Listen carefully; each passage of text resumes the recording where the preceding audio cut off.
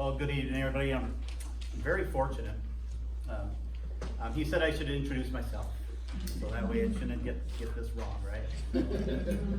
That said, several months ago I was asked by several people from this community if I would venture down here to meet with them for a few moments to talk a little bit about the history of this area as we saw this. And before I introduce myself, I'd like everybody to know that I'm a Ho-Chunk tribal member from central Wisconsin.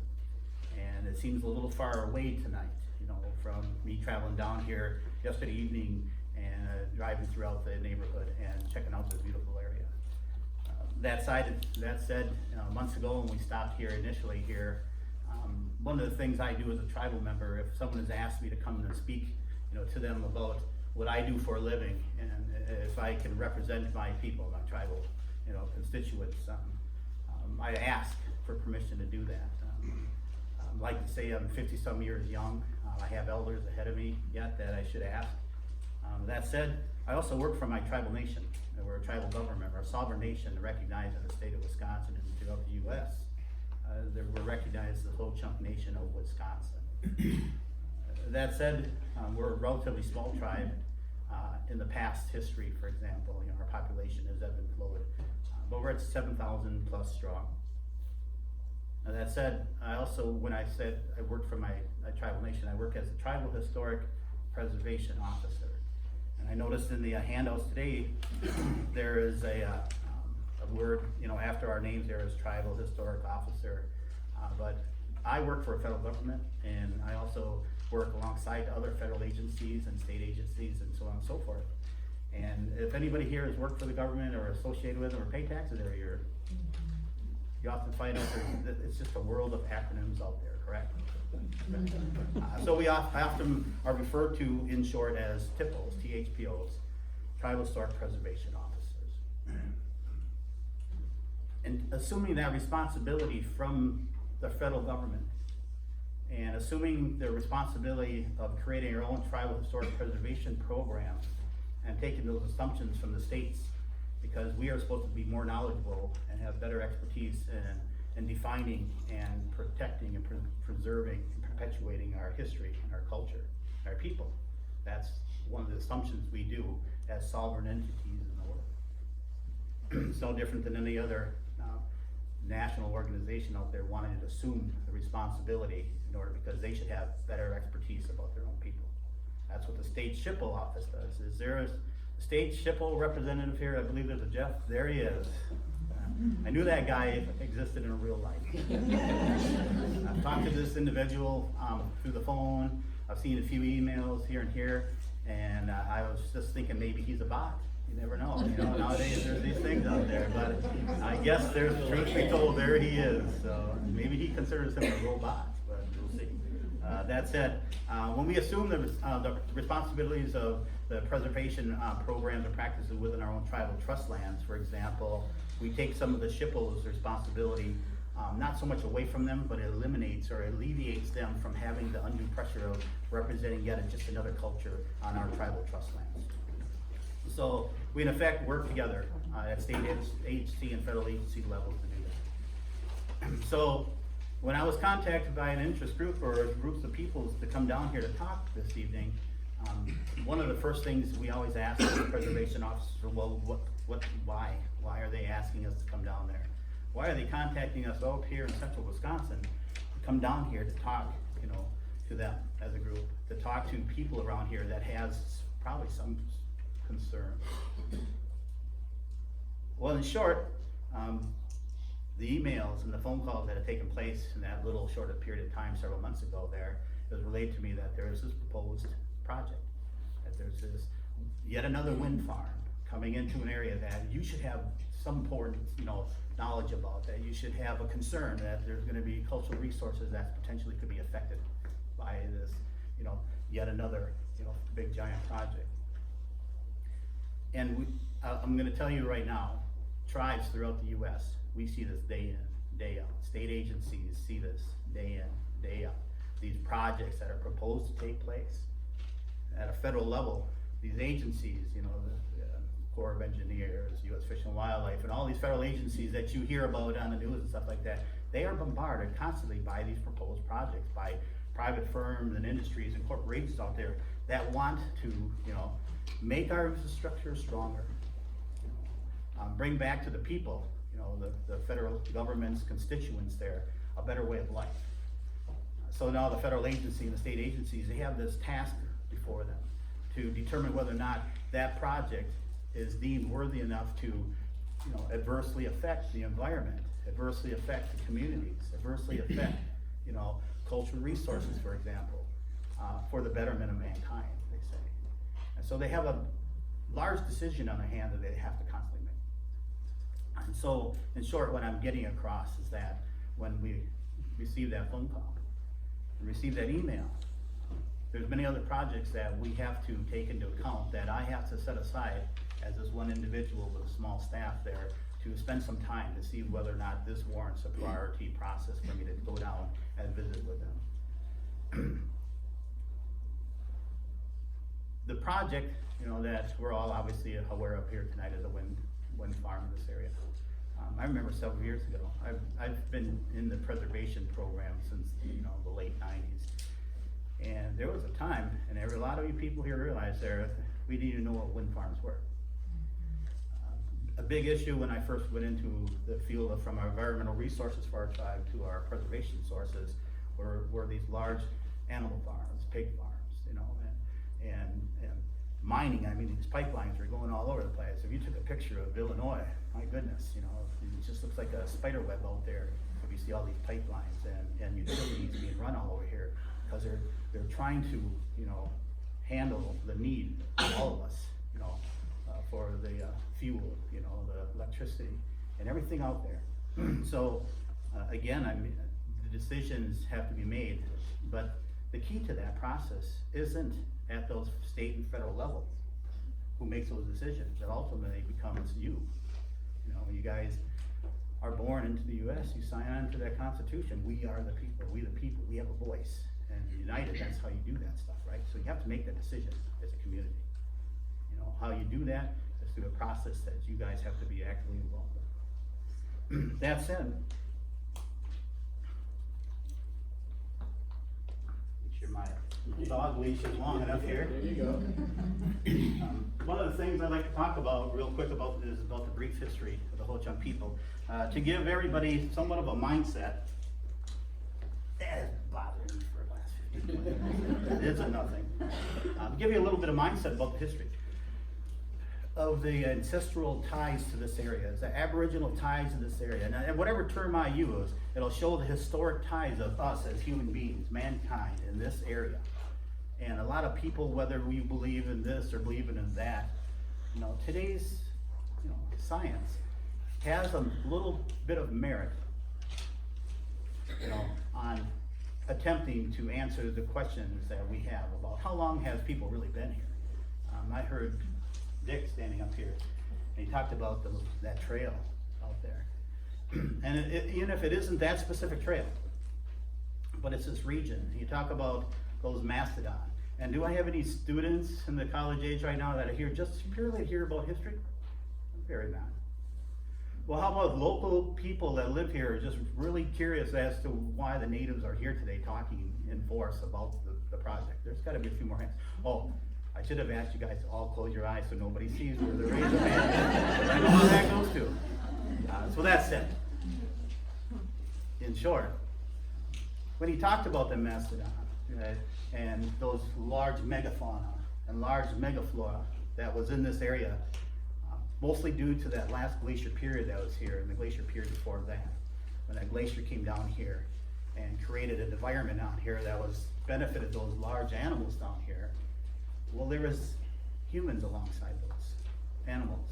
Now, whether it was 10,000 years ago, 8,000 years ago, 15,000 years, that number doesn't make too much difference. What it does tell you, though, is that there was people here. And how science, if you're an archaeologist, I feel sorry for you because I beat up on archaeologists daily. If you're an anthropologist, well, here's a little truthfulness. But alongside those mastodon bones, there were stone tools.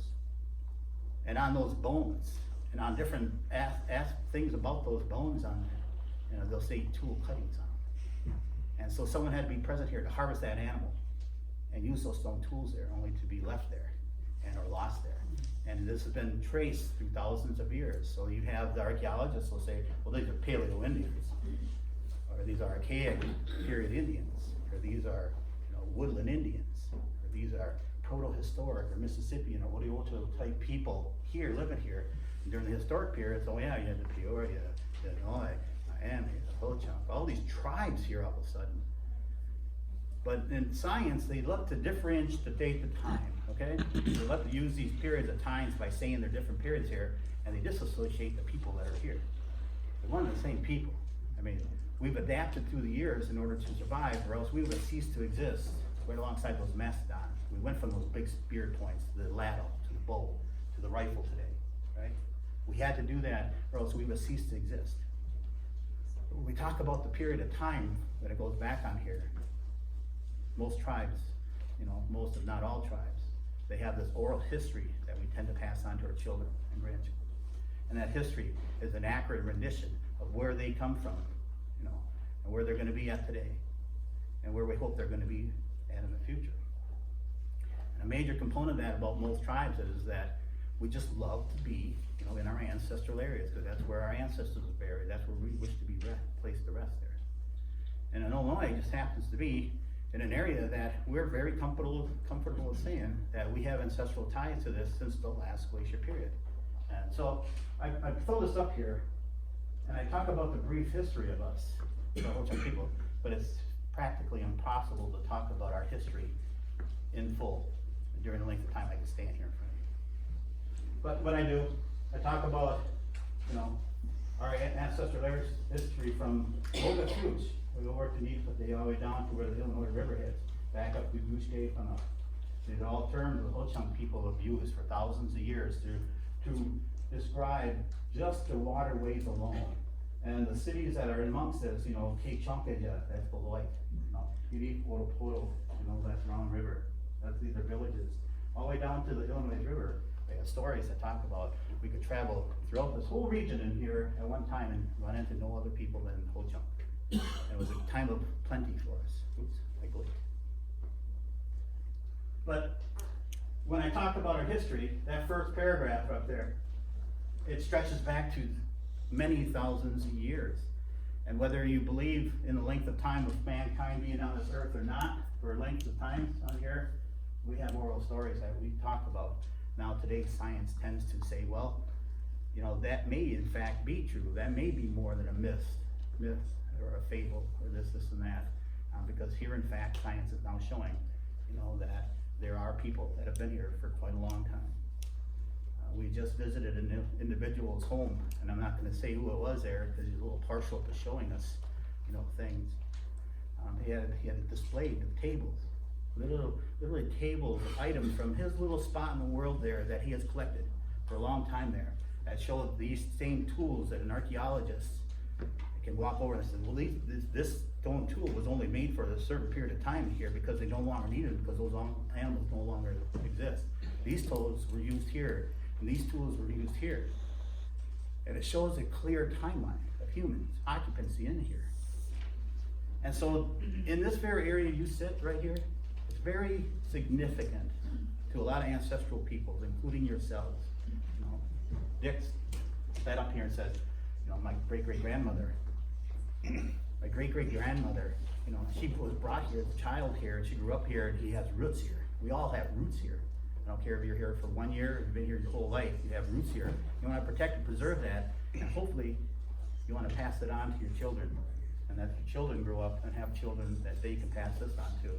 Because there's a cultural connection, I don't care who you are in this world, of the place you live. We have the, we'll call them the earth, and the majority of this community in this area, hey, there's no talking about the speaker till he's gone. Anyway, but we get a connection to the earth. I mean, I don't care how many farmers are in here, but every day you go out in those fields, you turn that soil, you plant crops in that ground there, you can know exactly what that earth is doing. And they always say, well, we can plant it, we can sow it, but we always gotta let God, do his part and it grows on here. whatever it is that makes those plants grow in day out in, all through the years on like that, that's part of us. You know, we are what we eat. I was talking to some people earlier this week at a different function I was at there, and I said, no matter what we do, the air we breathe, we better take care of that, because that's part of it, that's medicine to us. Whatever we touch, you know, we put in our mouths and stuff, that's medicine. We call it food, we call it vitamins, we call it all this other stuff, but in part, it's medicine for us, it's what keeps us going. And our social functions, gathering together like this, these social connections on here is a medicine. You know, we always get together to socialize and talk, and it's good for our hearts. You have to keep that in your communities. If you divide that and break it apart, it begins to lessen that medicine you folks have here. And I don't care what the terminology is, but you have to have that to function in your daily life. So I'm gonna quick through a few things here. They only gave me 10 minutes, fools. You're at 20. And I'm at 20. So when I talk about usually with this big presentation, I love to talk about the prehistory that today's society talks about, but as Ho-Chunk people, we always talk about our history. We have no prehistory. We were placed at a place called Mogashoots, and that's where our first fires were lit. And ever since that time is when we've evolved and become adapted, and we are who we are. There's no prehistory to any of us. We have a history. That's all there is to it. That said, I always talk about Illinois. Did you know you have the Spaniards coming up here? Yeah. They came up here for a little bit of time. They explored. We heard about that. And we knew about that. We went down there to see them down near a place near Cahokia. We have a story about that process. Later on, the French came over here to a place called Green Bay. If I have a pointer on here, up here, that Green Bay area, Mogashoots, I said right here, that's the first place where non-Native Americans stepped to shores in Wisconsin, right there. Jean Nicolay. It's in the history books. 1634. 1700s, the British come, you know what happened? The British Americans chased them all the way up to Mississippi, and they did something in New Orleans. I don't know what the story is. British were here for a short period of time, the Americans, pioneers, took that over. So we have a history here, you know. The French, the British, and the Americans in here, and here we are today. You know, and yet we're in another chapter of the history of us together in this area here. The Ho-Chunk tells this story. I often take this rope, it's 50 foot, to go to that wall easily. And that first part of that rope to my armpit to my fingertips. This is the historic periods in our ancestral areas, so the last glacier period back there, right? 2019, 1492, when they said this guy sailed the blue. In between there, you know, you have our 1634 in Wisconsin. 1848, Wisconsin became a state. You know, that process is a history, the secular history that we can all share here. Talk about this to our children. They don't really learn a lot of that in school anymore. Another story we have to tell as Ho-Chunk people, though, is the duress and the anguish and the processes that involve tribes in this area. We all have our ugly stories, you know, the famines, you know, this and that. But we always talk about the land cessions that took away every acre of our land, and the removal period that pushed us onto reservations out west, only for us to come back. And so what I do is I real briefly tell our children about the history of the treaties. See if I can get them. Here we go. It's only 20 minutes, but I'm going to make this real quick now. This red area, ancestral, is where the Ho-Chunk, the Oto, and the Missouri, and these tribes that we are associated with, you know, brothers close to us. Now this is our ancestral footprint right here. And the yellow right there in Wisconsin. Those are the ceded areas that they first established, or my leaders of old would sign on a piece of paper there with the US leaders and say, well, we'll stay within our boundaries, you stay within your boundaries, and here we are. But that was soon taken away through land sessions, right? Everybody knows, I bet you guys, you wake up in the morning and you eat your homemade bread and eggs, and you're talking about the land sessions of the Native Americans, when every one of those acres are taken away, they're placed in reservations. Doesn't happen, but it did happen. So that after we lost the ability to live within our own ancestral areas, they moved us at the Turkey River. And that was too close because we kept coming back. Ho-Chunk people, Ho-Chunk Nation of Wisconsin. Ugly stories, right? Can you imagine going across the Mississippi River right now with your elders and your youth and your people trying to go back to your ancestral homelands? Because we didn't feel comfortable sitting here because we had other type of tribes all being piled in on that side of the Mississippi. It's been an ugly time. It's a hard thing to do. We didn't have, you know, sea bass boats or anything like that at the time. We had to make out duck-outs canoes or find some way to get across that river. That was too close, so they moved us way up north, up there to Minnesota, another reservation, Long Prairie. And this is all in your history books. Just go look under Wisconsin Winnebago treaties, and let's talk about all these. That wasn't enough, because we just kept on coming down, so they moved us over here to Blue Earth. There was a little issue in Minnesota where they didn't want a single native left in that state. It was called the Sioux Uprising. Yeah, right. So they decided to move us in 1850-63 from there all the way out to South Dakota. Now, you can imagine us walking back from South Dakota. I kid you not, we didn't have a single vehicle at that time.